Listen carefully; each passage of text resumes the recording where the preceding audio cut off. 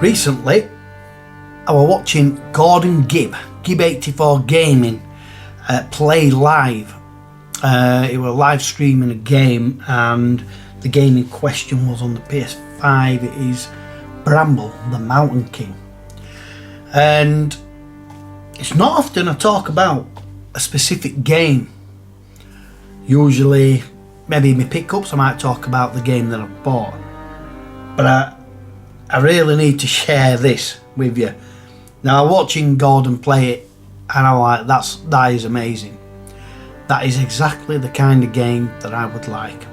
So I bought it, and I played through it, and it was absolutely incredible. I loved it. It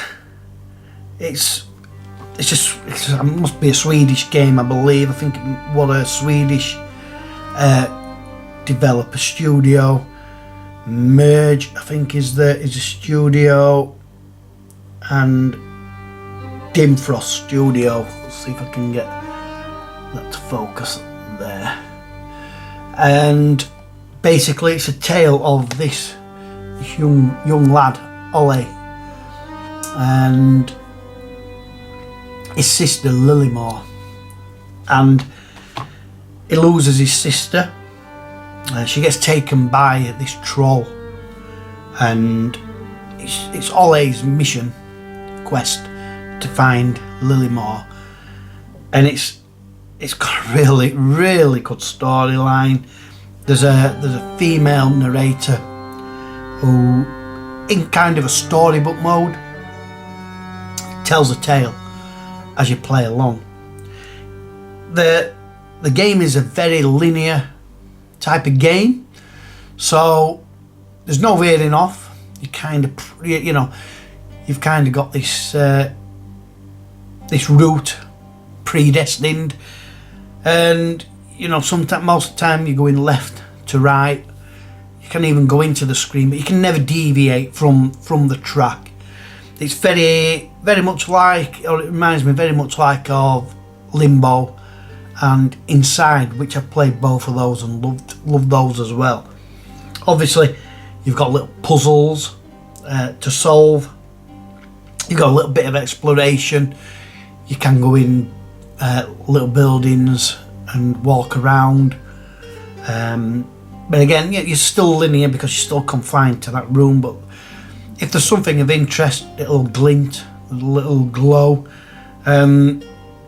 And then there's bosses as well. There's enemies to come across and defeat. There's puzzles, like I said, and there's a lot of cuteness to the game, but there's a lot of darkness. Wow, it does turn dark, especially at one point. I'm not going to give it away, but yeah, sinister stuff. Powerful as well. It's got a really good storyline. I don't know if you can see those screenshots there. That's just a little taster. The bad troll. You get to ride an hedgehog, which is cool. That is, I think that's Lilymore, and then that's your friendly stone giant who gives you an helping hand a couple of times. But I just think it's fantastic. It just plays so well. The graphics are gorgeous. I believe this was released on the PS4. It's not PS5 exclusive. It's just been re-released on PS5. But yeah, the graphics are gorgeous, nice and colourful. Well, at times lovely and colourful, very detailed. It's a mythical setting, and the sound is just, it's all. I mean, I played it with my headphones on, which I do most of my PS5 games now anyway. But yeah, so atmospheric, and it's just nice. You've got nice.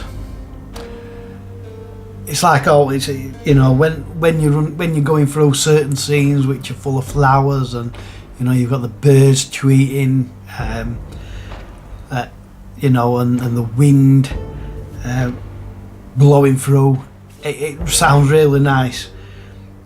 Then you get to the darker stages, and yeah, it's intense. And the sound is just perfect. All the sound effects and the music is very atmospheric. It's beautiful. I just want to recommend it because I really do think it's a cracking game. It's one of the best games I've played, I'll be honest. Like I say, as linear as it is, it never detracts from the game. There's maybe a couple of times, well, there were a couple of times where I got a little bit stuck through either not being able to quite see what I wanted to do, but you get there, you do get there. And the bosses, wow, are massive. Frustrating, very frustrating, because a lot of it is knowing their attack patterns, and you have got to be quick. Well, we're talking, you know, split-second decisions of where to be on the screen. The final boss, ripping my hair out. And I've not got much to rip out. But yeah, God knows how many times I had at that. I was getting mad. I must admit, I was getting mad. But when I got through it, when I finally managed to defeat it, wow. So satisfying. So satisfying.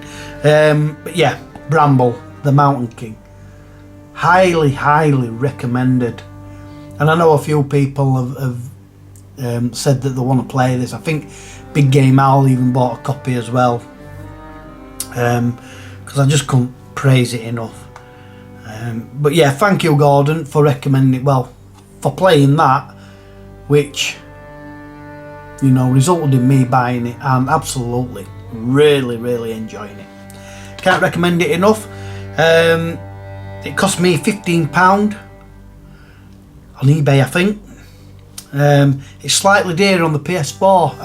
I even bought my daughter it, our Sam, I even bought her it. They've got PS4. The PS4 version is dearer than the PS5. And she's loving it as well. She's struggling. She's struggling a bit more than me with it. But she's not really a gamer like I am. I've grown up, you know, being a gamer. But yeah, but she is enjoying it. And yeah, she loves those little gnomes. Them little gnomes are cute, which they are. But yeah, give it a go. Like I said, it's only cheap, and you will enjoy it. I hope you would enjoy it anyway.